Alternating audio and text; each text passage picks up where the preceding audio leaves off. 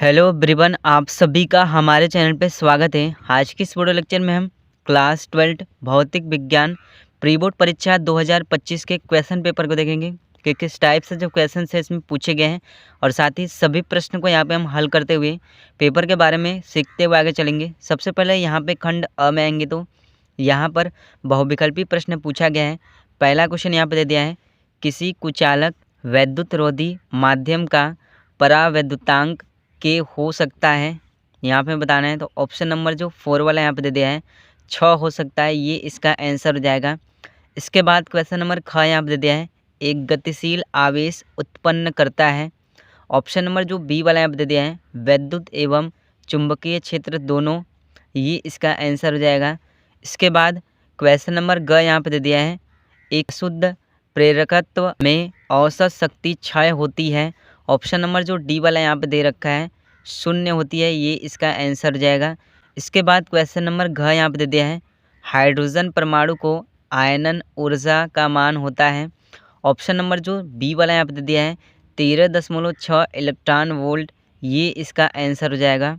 इसके बाद question number अंग यहाँ पे दे दिया है, एक पी टाइप अर्धचालक होता है, यहाँ पे हमें बताना है। ऑप्शन नंबर सी वाला उदासीन होता है, ये इसका आंसर हो जाएगा। इसके बाद क्वेश्चन नंबर च यहाँ पे दे दिया है, गतिज ऊर्जा एक कण का लुईस दे ब्रागली तरंग दैर्ध्य होता है। ऑप्शन नंबर ए वाला lambda is equal h upon root में 2m/e, ये इसका आंसर हो जाएगा। इसके बाद यहाँ पे खंड ब में आएंगे तो एक एक नंबर के 5 क्वेश्चन यहाँ पे पूछे गए हैं। पहला क्वेश्चन यहाँ पे दे दिया है, परावैद्युत सामर्थ्य से क्या अभिप्राय है। इसका आंसर यहाँ पे क्या हो जाएगा, परावैद्युत सामर्थ्य किसी परावैद्युत पदार्थ के लिए वह महत्तम विद्युत क्षेत्र जिसे वह बिना विद्युत भंजन के सहन कर सकता है, परावैद्युत सामर्थ्य कहलाता है। इसके बाद क्वेश्चन नंबर ख यहाँ पे दे दिया है, गतिशील आवेश से कौन कौन से क्षेत्र उत्पन्न होते हैं। इसका आंसर यहाँ पे क्या हो जाएगा, गतिशील आवेश से विद्युत क्षेत्र और चुंबकीय क्षेत्र दोनों तरह के क्षेत्र उत्पन्न होते हैं। इसके बाद क्वेश्चन नंबर ग यहाँ पे दे दिया है, यदि आर प्रतिरोध और सी धारिता हो तो सिद्ध कीजिए कि आर सी का मात्रक सेकंड है। क्वेश्चन नंबर घ यहाँ पे दे दिया है, किसी प्रिज्म के पदार्थ का अपवर्तनांक यहाँ पे हमें ज्ञात करने के लिए जो सूत्र होता है यहाँ पे हमें बताना है। तो इसका सूत्र यहाँ पे क्या होता है, mu is equal sine bracket में a plus del m upon 2 sine a upon 2 होता है। इसके बाद क्वेश्चन नंबर अंगा यहाँ पे दे दिया है, देहली आवृत्ति एवं कार्यफलन में यहाँ पे हमें संबंध लिखना है। तो इसमें संबंध क्या होता है, W is equal H mu under scope 0, ये इसका आंसर होता है। इसके बाद क्वेश्चन नंबर 4 यहाँ पे दे दिया है, संभारिक का अर्थ यहाँ पे हमें समझाना है। इसका आंसर क्या हो जाएगा, वे तत्व जिनके परमाणु द्रव्यमान समान लेकिन परमाणु संख्या भिन्न हो संभारिक कहलाते हैं। इसके बाद यहाँ पे खंड स में आएंगे तो 2-2 नंबर के जो क्वेश्चन है यहाँ पे पूछे गए हैं। क्वेश्चन नंबर पहला यहाँ पे दे दिया है, 1.0 मिलीग्राम द्रव्यमान क्षति से कितने जूल ऊर्जा मुक्त होती है। इसका आंसर क्या हो जाएगा, 9×10⁻10 जूल ऊर्जा मुक्त होती है। क्वेश्चन नंबर ख यहाँ पे दे दिया है, प्रकाश विद्युत प्रभाव क्या है, यहाँ पे हमें बताना है।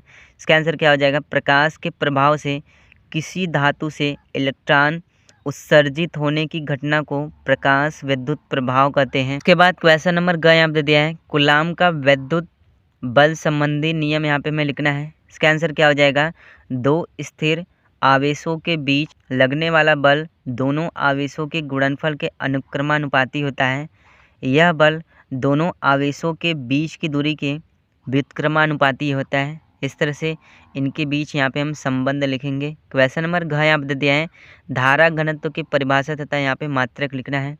इसका आंसर क्या हो जाएगा, किसी चालक में किसी बिंदु पर प्रति एकांक अनुप्रस्थ क्षेत्रफल से गुजरने वाली विद्युत धारा को धारा घनत्व कहते हैं। इसके बाद यहाँ पे खंड द में आएंगे तो 3-3 नंबर के जो क्वेश्चन है यहाँ पे पूछे गए हैं। क्वेश्चन नंबर 4 दे दिया है, एक ही धातु की 3 तारों की लंबाइयाँ तथा द्रव्यमानों का अनुपात क्रमशः 3:2:1 तथा 1:2:3 है। इन तारों के प्रतिरोधों का अनुपात यहाँ पे हमें निकालना है। इसका हम यहाँ पे सॉल्व कर देंगे तो जो आंसर यहाँ पे हमारा आएगा 27:6:1 हो जाएगा। इसके बाद क्वेश्चन नंबर ख में यहाँ पे आएंगे तो ट्रांसफार्मर का कार्य कार्य सिद्धांत लिखिए तथा ट्रांसफार्मर में होने वाली 2 हानियाँ यहाँ पे हमें लिखना है। एक आदर्श ट्रांसफार्मर में इनपुट पावर आउटपुट पावर के बराबर होती है। इसमें जो 2 हानियाँ होती हैं, पहली जो हानि होती है वो ताम्रिक हानि होती है और दूसरी जो हानि होती है शैलथिल्य हानि होती है। इसके बाद क्वेश्चन नंबर अंग यहाँ पे दिया है, प्रकाश तरंगों के व्यक्तीकरण के लिए आवश्यक शर्तें यहाँ पे हमें बताना है। इसका आंसर यहाँ पे क्या हो जाएगा, प्रकाश का स्रोत एक वर्णीय होना चाहिए। दूसरा जो शर्त होगा, प्रकाश के 2 स्रोत सुसंगत होने चाहिए। तीसरा जो यहाँ पे शर्त हो जाएगा, दोनों तरंगों की आवृत्ति बराबर होनी चाहिए। इस तरह से इसका हम आंसर देंगे क्योंकि 3 मार्क्स का क्वेश्चन है तो इसमें हम 3 पॉइंट लिखेंगे। इसके बाद क्वेश्चन नंबर 5 में आएंगे तो यहाँ पे हमें संयोजनों में बिंदुओं ए और बी के बीच तुल्य प्रतिरोध यहाँ पे हमें ज्ञात करना है। इसी के बेस पे मैंने अलग से वीडियो चैनल पर बना रखी है। क्वेश्चन नंबर ख में आएंगे तो चुंबकत्व का परमाणुीय मॉडल क्या है, यहाँ पर हमें बताना है। इसका आंसर क्या हो जाएगा, पदार्थ का प्रत्येक परमाणु एक छोटा चुंबक होता है तथा परमाणु में मौजूद इलेक्ट्रॉनों के कक्षीय परिक्रमण तथा चक्रण के कारण परमाणु में चुंबकीय आघूर्ण उत्पन्न होती है।